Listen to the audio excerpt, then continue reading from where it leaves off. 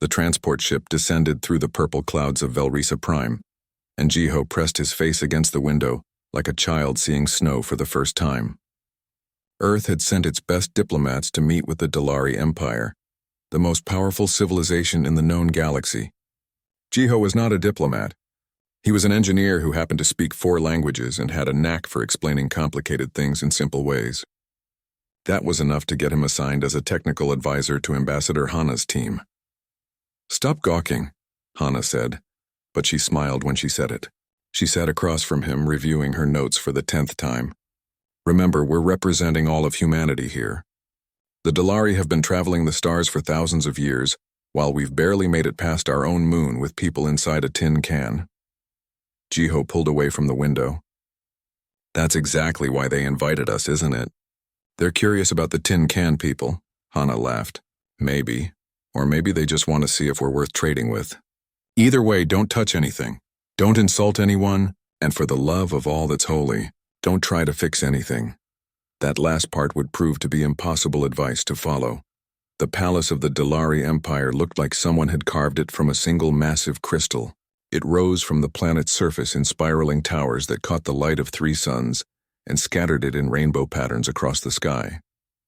Jiho had seen pictures, but pictures did not prepare him for the reality.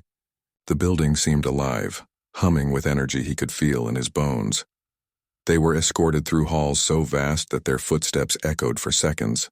Alien beings from a dozen different species lined the corridors, all dressed in formal attire that made Jiho very aware of his simple black suit. He kept his hands clasped behind his back and tried to look like he belonged there. The reception hall was even more impressive. Thousands of guests filled a space the size of a football stadium. Floating platforms drifted overhead, carrying musicians who played instruments Jiho had never seen before. The music sounded like water and wind and something else he could not name. "The Empress will make her entrance soon," their escort said. He was a Dalari official named Kento, with blue skin and eyes that had 3 pupils each. "After her speech, there will be time for introductions. Please remain in your designated area." Jiho and the other humans stood in their assigned spot and waited. He studied the crowd, trying to memorize everything. The Dalari were tall and elegant, with skin in shades of blue and purple. They moved with a grace that made humans look clumsy by comparison. Then she entered. Princess Erin walked 3 steps behind her mother, the Empress. While the Empress wore robes of deep purple covered in jewels, the princess dressed more simply in white that seemed to glow with its own light. She was tall, even for a Dalari, with silver hair that floated around her head as if underwater, but it was her eyes that caught Jiho's attention. They were bright gold, and they swept across the crowd with clear intelligence. The Empress gave a speech about unity and cooperation between species. Jiho tried to pay attention, but his translator earpiece kept glitching on certain words. He made a mental note to fix it later. Everything went smoothly for the first hour. Diplomats talked with diplomats, sharing polite words that meant nothing. Jiho stood quietly and observed, occasionally answering technical questions when Ambassador Hana introduced him to curious aliens. Then the floor lurched. It was subtle at first, just a slight sense of wrongness. Jiho felt his stomach drop as the gravity shifted. Around him, the floating platforms began to drift erratically. The music stopped as the musicians struggled to maintain their positions. "What's happening?" someone shouted. "The gravity stabilizers," a Dalari official announced, his voice tight with panic. "They're failing." The floor tilted 15 degrees. Guests stumbled and grabbed onto pillars. The floating platforms crashed into walls and each other. Chaos erupted as thousands of beings tried to reach the exits at once. Jiho looked up. The platforms were held aloft by gravity fields generated from panels in the ceiling. If those failed completely, the platforms would fall and people would die. He counted 5 panels that were flickering, their light pulsing irregularly. "How long until your engineers can fix it?" the Empress demanded. "At least 2 hours, Your Majesty," the official replied. "We need to evacuate." "Excuse me," Jiho said, stepping forward. Hana grabbed his arm, but he gently pulled free. "I might be able to help." Every eye in the immediate area turned to him. The Dalari official looked offended. "You a human? Our technology is far beyond. It's a gravity field, right?" Jiho interrupted. "Gravity follows the same rules everywhere." "May I see the control panel?" The Empress studied him for a long moment. Then she nodded. "Show him." The official led Jiho to a wall panel while the evacuation continued around them. The display showed readings in Dalari script, but the patterns were clear enough. 5 of the 30 generators were out of sync, creating interference that destabilized the entire system. "Your engineers are trying to fix the broken generators," Jiho said, studying the display, "but that's not the problem. The problem is the interference pattern. You need to shut down the 5 failing units completely and redistribute the load to the working ones."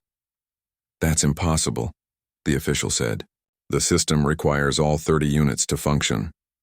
"It requires enough distributed force to maintain the field," Jiho corrected. "You have 25 working units.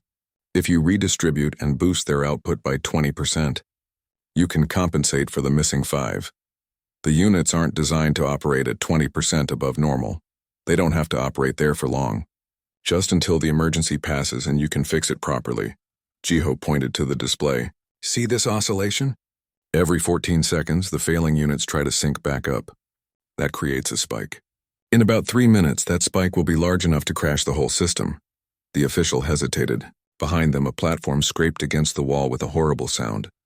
"Let him try," Princess Erin said. Jiho had not heard her approach. She stood beside him now, looking at the display with those golden eyes. Up close, he could see they were not just gold but flecked with silver. "Your Highness, this is highly irregular. And if his solution fails, we're no worse off than we are now," Erin said. "If it works, you save lives. That seems like a simple choice to me." The official stepped aside. Jiho's hands moved across the controls, shutting down the 5 failing units and rerouting power. The math was simple enough, though he had to do it in his head since the Dalari system didn't work quite like Earth computers. Boost the output, spread the load, maintain the field. The floor stopped tilting. The remaining platform stabilized and began to descend in controlled fashion to the ground. Around the hall, the panicked crowd slowly calmed. Jiho stepped back from the panel, his hands shaking slightly. "That should hold until your engineers can do a proper fix. Don't run the system above 15% boost for more than 6 hours, though." The princess smiled at him. It transformed her face from merely beautiful to something that made Jiho's heart skip. "What's your name?" "Jiho, just Jiho." "Well, just Jiho, you have my thanks." She tilted her head, studying him. "Tell me something. How did you solve in 3 minutes what our engineers said would take hours?" Jiho shrugged, suddenly aware that dozens of high-ranking officials were listening. "Different perspective, maybe. On Earth, we're used to working with limited resources. We learn to look at what we have, not what we wish we had. Your engineers were trying to fix what was broken. I just worked around it." Princess Erin's smile widened. "Fascinating.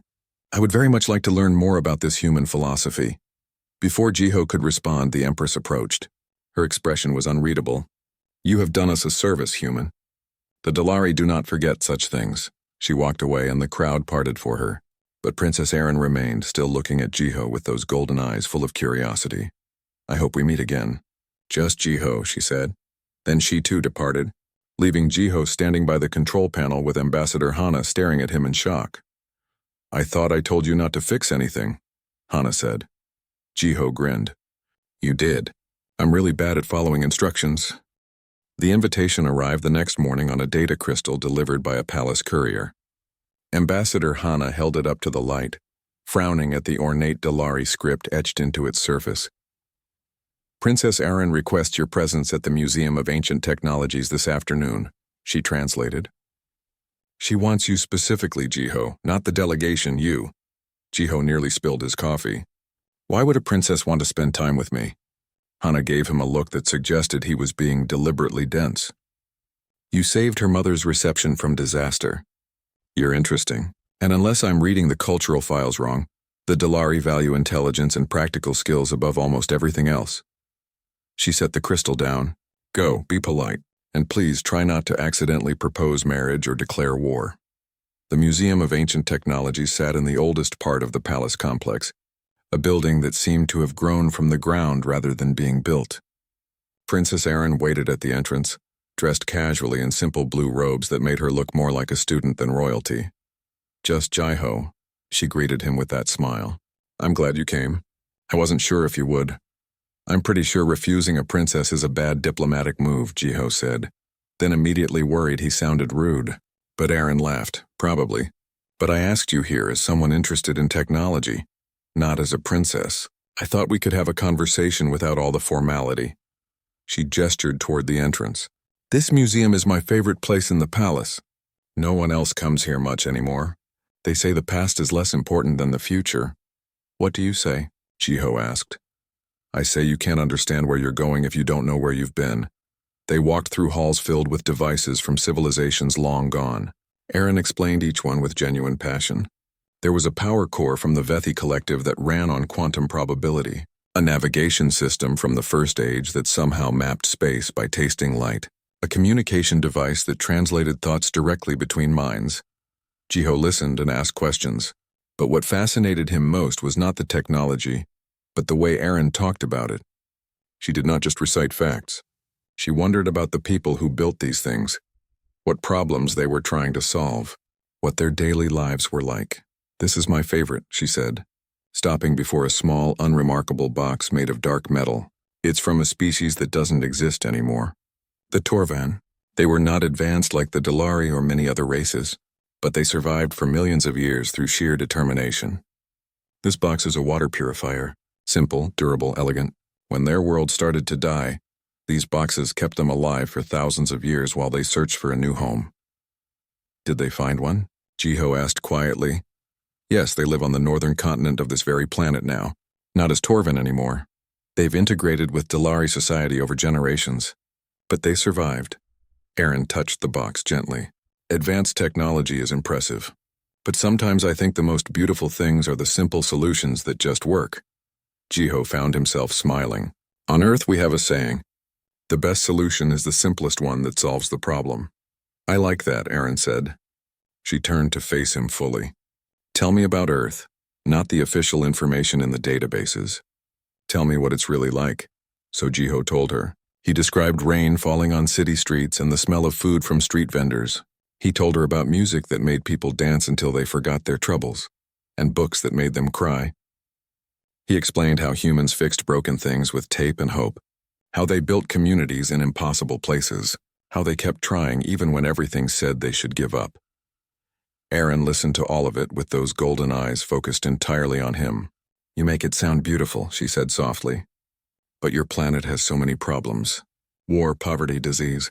The reports say Earth is barely unified, that you still fight among yourselves.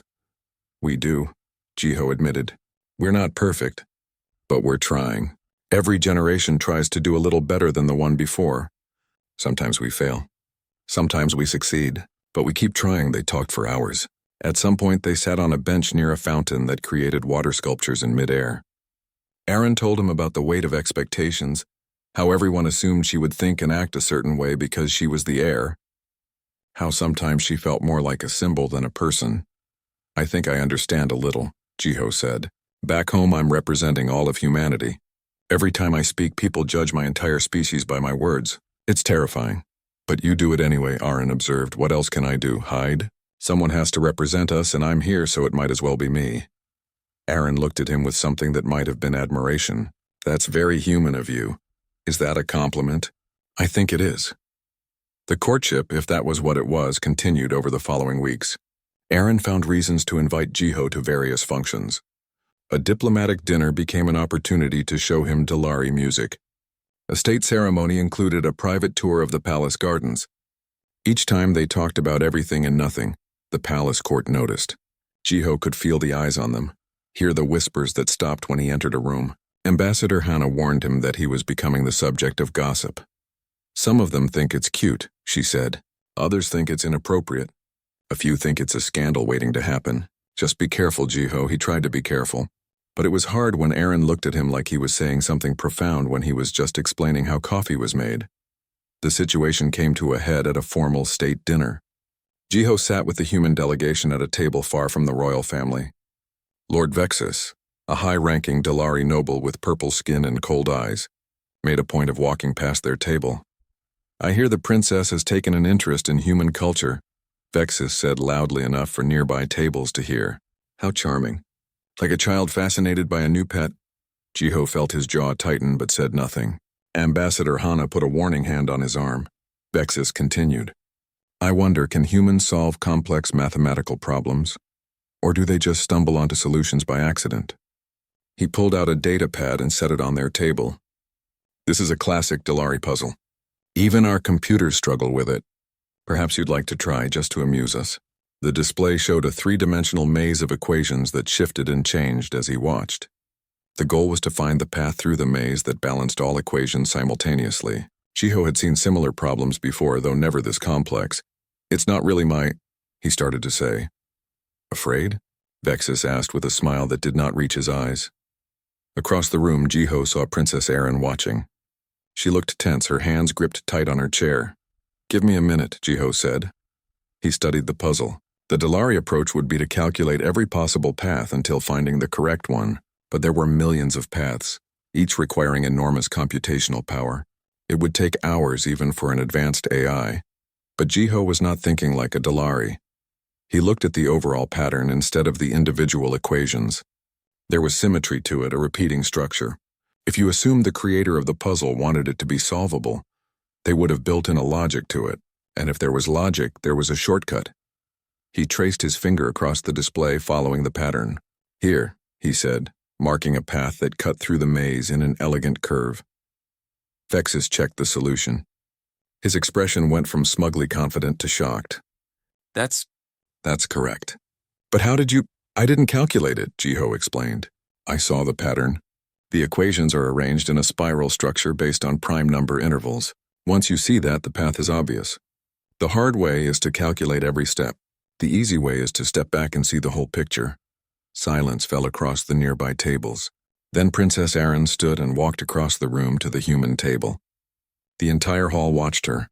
Lord Vexus, she said calmly, I believe you just demonstrated exactly why humans are so valuable. They see what we miss because we're too busy calculating. Vexus bowed stiffly and retreated. Erin looked down at Jiho with warmth in her eyes. Walk with me, she said. It was not a request. They walked through the palace halls in silence until they reached a balcony overlooking the city. 3 moons hung in the sky, painting everything in silver and blue. I'm sorry you had to endure that, Erin said. It's fine. I've dealt with worse. It's not fine. She turned to face him. The court sees you as beneath notice, a curiosity at best, and spending time with you has made me the subject of gossip and criticism. Jiho felt something cold settle in his chest. I understand. You're a princess. I'm just a human engineer. I should go. I don't want you to go, Erin interrupted. I'm telling you this because you deserve to know what you're walking into. Soon my mother will announce that it's time for me to choose a consort from among the noble houses. There will be a formal ceremony with suitors and political alliances and everything I've dreaded my entire life. Then you should focus on that, Jiho said quietly, not on teaching physics to a human. But I don't want to, Erin said, and there was heat in her voice now. I don't want some noble who sees me as a path to power. I want someone who explains coffee like it's the most wonderful thing ever created. Someone who solves impossible problems by refusing to accept they're impossible. Someone who makes me laugh and actually listens when I talk. Jiho's heart was pound. The summons from Empress Telva came the next morning. It was not a request. A palace guard escorted Jiho through corridors he had never seen before, deep into the private quarters of the royal family. He was brought to a study where the Empress sat behind a desk carved from a single piece of crystal that seemed to hold starlight inside it. Sit, she commanded. Jiho sat. He had never been alone with the Empress before. Up close, he could see where Erin got her features. The same elegant bone structure, the same intelligent eyes, but where Erin's gaze held warmth, the Empress looked at him with the cold assessment of someone evaluating a potential threat. You are causing problems, Jiho of Earth, she said without preamble. My daughter has become attached to you. This is unacceptable. Your Majesty, I never intended. Intentions do not matter. Results matter. The Empress stood and walked to a window overlooking the palace gardens. Do you know how old the Dolari Empire is? 12,000 years according to the historical records. 12,000 years of tradition, stability, and carefully maintained alliances between noble houses. My family has ruled for 3,000 of those years because we understand that personal desires must sometimes be sacrificed for the greater good. She turned to face him. My daughter is the heir to this empire. Her choice of consort will affect billions of lives across hundreds of worlds. It cannot be made based on a momentary fascination with an alien who solved a few technical problems. The words stung, but Jiho understood them. What do you want me to do?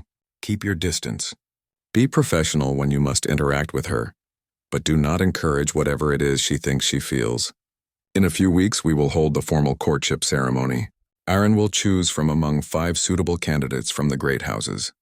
That is how it has always been done. And if she doesn't want any of them, then she will choose one anyway because that is her duty. The Empress's expression softened slightly. I do not tell you this to be cruel. I tell you this because I believe you care for my daughter. If you care for her, you will not make this harder than it already is. Jiho left the meeting feeling like he had been hollowed out. The Empress was right, of course. What had he been thinking? That a princess of an ancient empire would throw away thousands of years of tradition for a human she had known for a few weeks? He avoided the common areas of the palace after that. He threw himself into work, helping the Dalari engineers improve their systems, sharing human techniques for problem solving, doing anything to keep his mind occupied. When he saw Aaron at official functions, he was polite but distant. He saw the hurt in her golden eyes and hated himself for it, but he did not know what else to do. The courtship ceremony was announced with great fanfare. 5 nobles from the greatest houses in the empire would present themselves.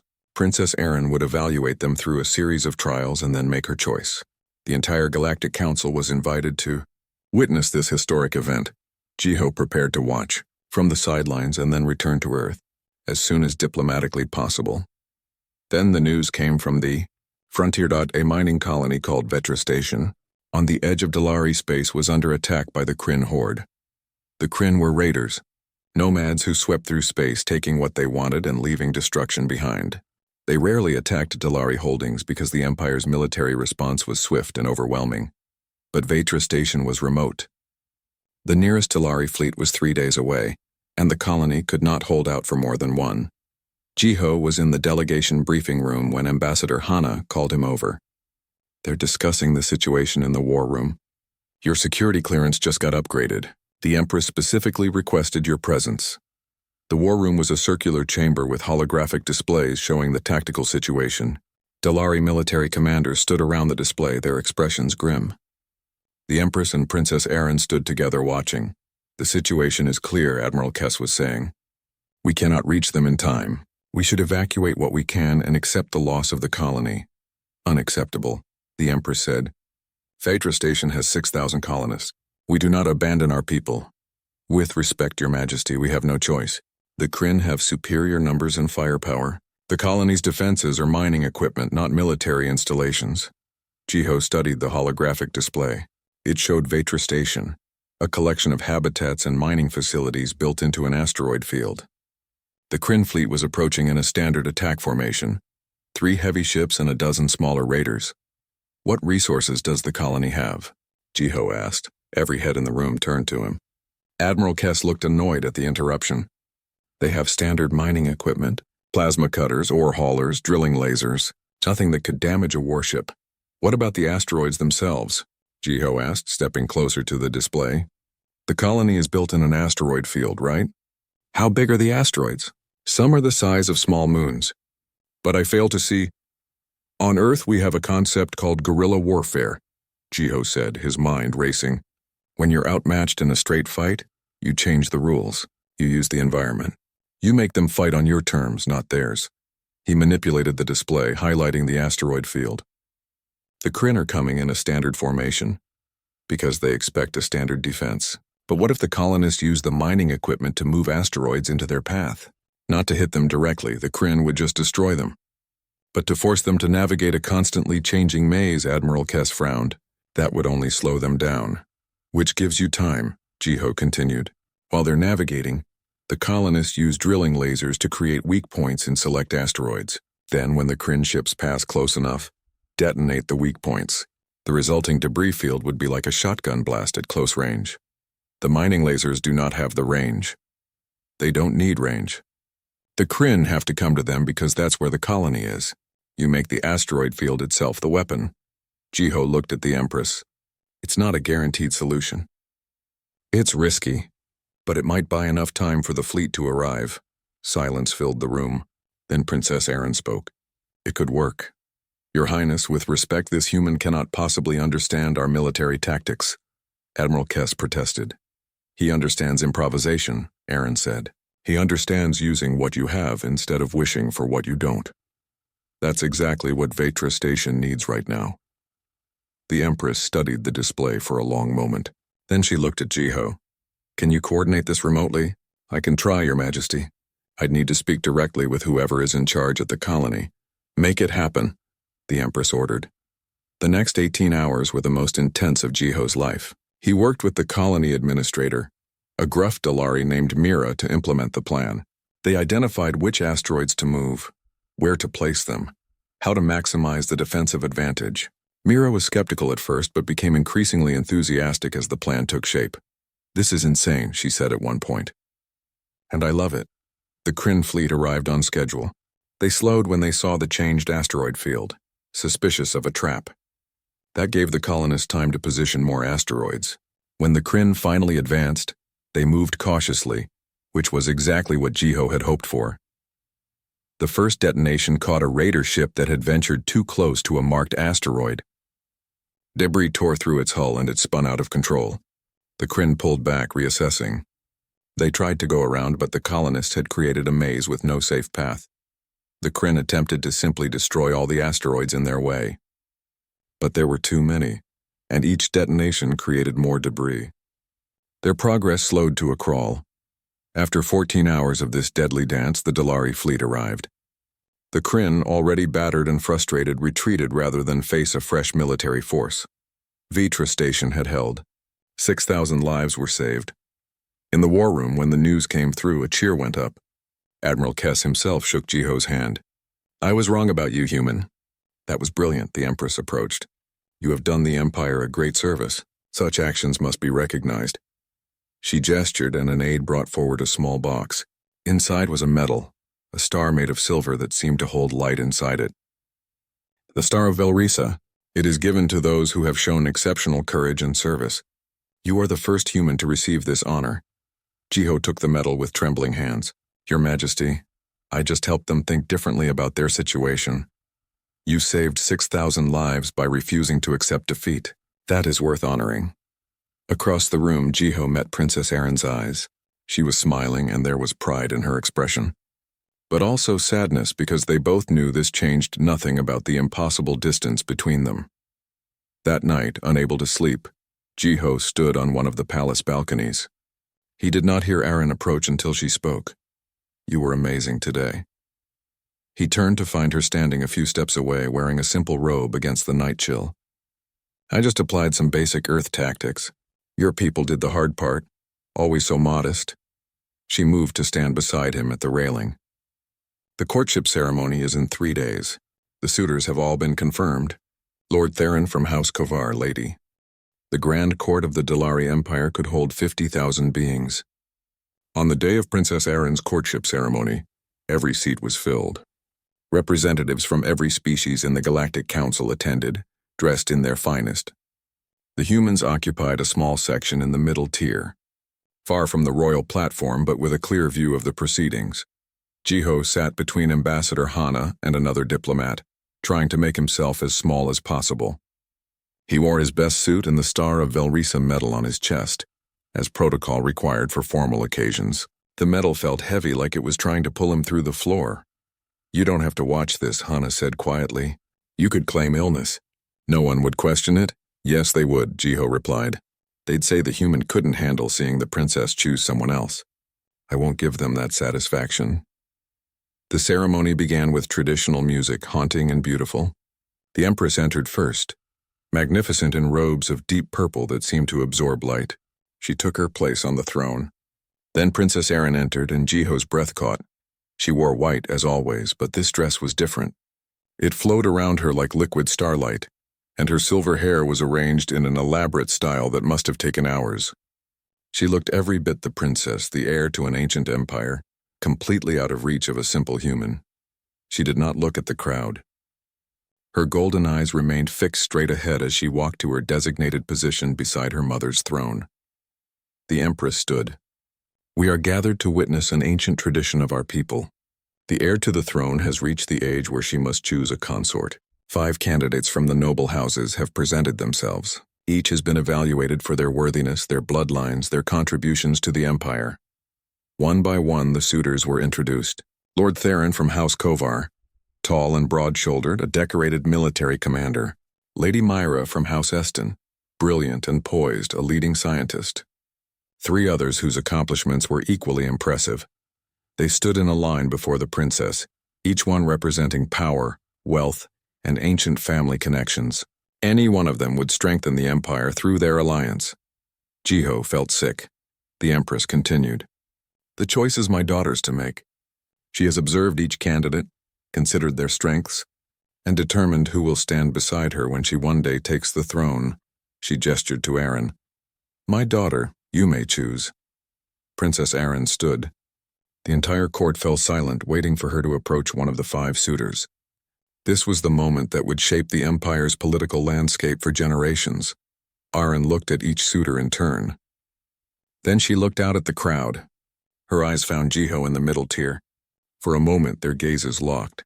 Then she stepped down from the platform. A murmur ran through the crowd. This was not part of the protocol. The princess was supposed to approach one of the 5 candidates, not walk into the crowd.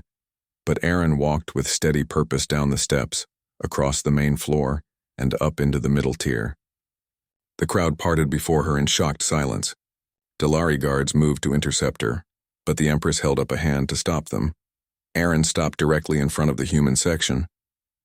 Directly in front of Jiho, he stood because it seemed wrong to remain seated when a princess was standing before him. His heart was pounding so hard he was sure everyone could hear it. Aaron turned to face her mother, still standing on the royal platform. Her voice rang out clear and strong across the silent court. Mother, I choose this human. The silence lasted for exactly 3 seconds. Then chaos erupted. Nobles shouted in outrage. The 5 suitors stood frozen in shock. The crowd surged to its feet, everyone talking at once. The noise was deafening. Through it all, Jiho stared at Aaron, unable to process what had just happened. She looked back at him with those golden eyes, and despite everything, she smiled. Silence. The Empress's voice cut through the chaos like a blade. Instantly, the court fell quiet. She stood rigidly on her throne, her expression carved from ice. Explain yourself.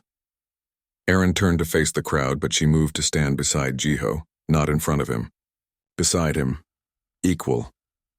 I choose this human, she repeated, because he represents everything this empire needs and has forgotten. We have grown comfortable in our power. We solve problems the same way we always have because it has always worked. But comfort breeds stagnation, and stagnation leads to decline. Lord Vexus pushed his way to the front of the crowd. This is an outrage. A human? They are barely out of their caves. They have nothing to offer the empire. Nothing? Aaron's voice took on an edge. This human saved the palace when our own engineers said it would take hours. This human saved 6,000 lives at Vetra Station when our military was ready to abandon them. He did these things not with superior technology or vast resources, but with a different way of thinking. Lucky solutions to isolated problems. Vexus spat. Any one of the noble candidates could have, but they didn't, Aaron interrupted. They had the same information, the same resources, and they saw no path forward. Jiho saw what we could not because he was not bound by our assumptions about what is possible. She looked at her mother. You taught me that the heir's duty is to strengthen the empire. That is exactly what I am doing. By choosing an alien over your own kind? Lady Myra asked, her voice cold. By choosing someone who makes us better, Aaron replied. The humans have a saying, a rising tide lifts all ships. Jiho has already improved our engineering practices, our military tactics, our approach to problem solving. Imagine what we could learn from humanity if we truly embraced them as allies, as equals, as family. This is madness, Lord Theron said, stepping forward. Your Highness, I understand you may have developed an attachment to this human, but a courtship ceremony is not the place for rebellion. Think of your duty. I am thinking of my duty, Aaron said quietly. I am thinking of an empire that has stopped growing because we believe we are already perfect. I am thinking of all the problems we could solve if we learned to see them differently. And yes, I am thinking of myself, because I deserve to choose someone who sees me as more than a political alliance. The Empress rose from her throne. She descended the steps slowly and the crowd parted before her. She stopped in front of Aaron and Jiho. "You invoke tradition to break tradition," the Empress said. "Do you have grounds for this choice beyond your personal feelings?" "I do," Aaron said. She stood straighter. "I invoke the right of exceptional worth as granted by the codes of succession established in the Third Dynasty." A shocked gasp ran through the court. Jiho had no idea what that meant, but from the reactions it was significant. The Empress's eyes narrowed. "That law has not been invoked in over 2,000 years. But it still exists," Aaron said firmly. "The right of exceptional worth states that if a candidate can demonstrate extraordinary service to the Empire, bloodline and tradition may be set aside. Jiho has saved lives, solved problems our best minds could not, and brought new knowledge to our people. By the ancient law, I claim he has demonstrated exceptional worth." "I object," Lord Vexus shouted. "The right of exceptional worth requires a trial. The candidate must prove their worthiness beyond question. Is this human prepared to face such a test?" All eyes turned to Jiho. He had not spoken a single word since Aaron had approached him. His mind was still trying to catch up with everything that had happened. Aaron turned to him. "You don't have to do this," she said quietly, "just for him. I've already broken protocol. You can walk away and no one will fault you." Jiho looked at her, really looked at her, at the woman who had risked everything, who had stood before an empire and chosen him knowing full well the cost. He thought about all the reasons this was a terrible idea. He thought about the enormous responsibility, the cultural differences, the political nightmare this would create. Then he thought about how he felt when she smiled at him, how every conversation with her made the universe feel bigger and more full of possibility, how the thought of leaving Velrisa Prime without her made everything else seem hollow. "What's the trial?" he asked. The Empress studied him for a long moment. Then she nodded as if confirming something to herself. "The trial of worth consists of 3 challenges: combat to prove physical capability, wisdom to prove mental capacity, and heart to prove worthiness of character." She paused. "These trials were designed for Dalari warriors and nobles. They were never meant for humans." "I understand," Jiho said. His voice shook slightly, but he kept his eyes on the Empress. "I accept the trial." The court erupted again, but this time the Empress let it continue for a moment before raising her hand for silence. "Very well," she said. "The trial of worth will commence tomorrow at dawn. Prepare yourself, human. You will need to prove you are worthy not just of my daughter, but of the Empire itself." She turned and left the court, her robe sweeping behind her. The crowd began to disperse, many of them talking excitedly about what they had just witnessed. Aaron took Jiho's hand. Hers was trembling slightly. "I'm sorry," she said. "I should have warned you. But I knew if I told you, you would try to talk me out of it." "You're right," Jiho admitted. "I would have." He squeezed her hand gently. "Thank you for not giving me that option. You can still walk away. The trial is voluntary. If you decline—" "I'm not declining," Jiho said. "You just declared your choice in front of dawn on Velrisa Prime, painted the sky in shades of purple and gold." Jiho stood in the trial arena, a vast circular space that could shift its terrain and environment through advanced technology. Thousands of spectators filled the surrounding seats. Every major news service in the galaxy had cameras focused on him. He wore simple combat gear provided by the palace. Nothing fancy. Across from him stood his opponent for the first trial, a Dalari warrior named Kenth who was literally twice his size and had 4 arms instead of 2. The trial of combat. The announcer's voice echoed across the arena. "The challenger must demonstrate capability in battle, defeat your opponent or survive for 10 minutes. Begin!" Kenth moved fast for someone so large. He closed the distance in seconds, all 4 arms reaching for Jiho. Jiho rolled to the side, barely avoiding the grab. He came to his feet and immediately had to dodge again as Kenth spun with surprising grace. This was impossible. Jiho knew it. Kenth was stronger, faster, had more limbs, and was trained for combat. Jiho's only fight training came from a self-defense class he had taken in college and barely remembered. But as he dodged another strike, something Aaron had said in the museum came back to him. The Torvan survived not through strength but through determination and adaptation. Jiho stopped trying to fight and started trying to think. The arena floor was flat now, but he had seen it shift during the announcement. It could change. And Kenth, while fast, was heavy. Weight plus speed equals momentum, and momentum is hard to change quickly. Jiho ran. He ran toward the edge of the arena where the environmental controls were visible, Kenth thundering after him. At the last second, Jiho slapped his hand against the control panel. The floor rippled, and suddenly there were obstacles rising from the ground, pillars and walls appearing randomly. Kenth, charging at full speed, could not stop in time. He crashed into a pillar with a sound like a bell being struck. While he recovered, Jiho activated more environmental changes. The floor became uneven with slopes and ditches. The heavy warrior struggled with the unstable footing while Jiho, lighter and more agile, navigated it more easily. "You run like a coward," Kenth shouted. "I survive like a human," Jiho called back, activating another environmental shift that created a maze of walls between them. He did not need to defeat Kenth. He just needed to survive 10 minutes. So he made the arena work for him, constantly changing it to create obstacles that affected Kenth more than himself. He used his smaller size to slip through gaps Kenth could not fit through. He created distractions with the environmental controls, making the warrior chase phantom movements while he circled around. The crowd's reaction shifted from scorn to fascination. This was not how warriors fought. This was something else entirely. When the 10 minutes ended, Jiho was exhausted and Kenth had not landed a single hit.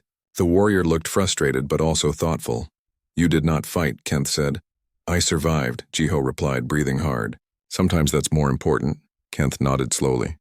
"Perhaps. You have passed the trial of combat." The crowd erupted in mixed reactions. Some cheered, impressed by the unconventional approach. Others jeered, claiming it was not a real victory. Jiho did not care. He had survived, and that was enough. The second trial began immediately. A panel of 5 Dalari scholars sat at a long table. The lead scholar, an ancient Dalari with skin almost white with age, spoke. "The trial of wisdom. You will be presented with a governance dilemma. Your solution will be judged." He gestured, and a holographic display appeared showing a complex situation. 3 allied species share a resource-rich system, the scholar explained. The Valka need the asteroid minerals for their technology. The Gorman need the same asteroids for their sacred burial sites.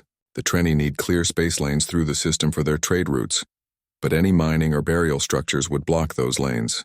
All 3 have valid claims. All 3 threaten to withdraw from the alliance if their needs are not met. Solve this dispute. Jiho studied the display. This was a classic zero-sum problem, at least on the surface. Each solution favored one group at the expense of the others. The traditional approach would be to rank the needs and choose the most important one. But Jiho was thinking like a human. "What if we change what we're optimizing for?" he said.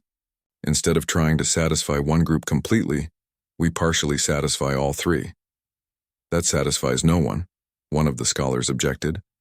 "Not true," Jiho replied.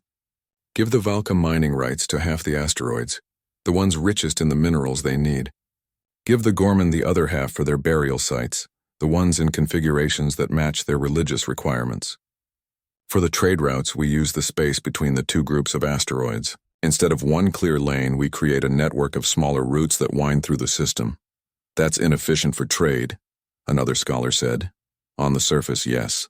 But the Trenni could establish way stations at key points in the network.